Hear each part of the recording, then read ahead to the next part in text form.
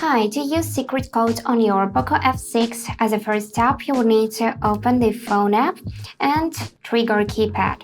Here we would need to enter the first code, which is *#06#. And now we can see the device's IMEI numbers and also the serial number. By the way, with the help of serial number, you can check whether your phone is original or not. Just take this box in which your device came and check the serial number on the box. If it matches, then your device is original.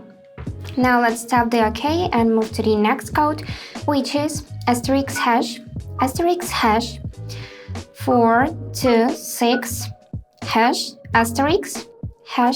and asterisk. And now we got here FCM Diagnostics. We can check events and the status information. And also we can tap on the three dots to go in the more and explore advanced view like that. Now let's go back, and the last code is *#225#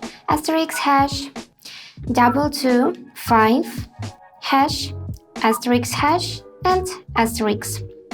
And now we got here our calendar's info, so you can check the birthdays, family, holidays in Czech Republic or in any other country you have here, and your email. So if you have any upcoming events, you'll see it right on your display. And that's it for today. Hope this video was helpful and thank you for watching.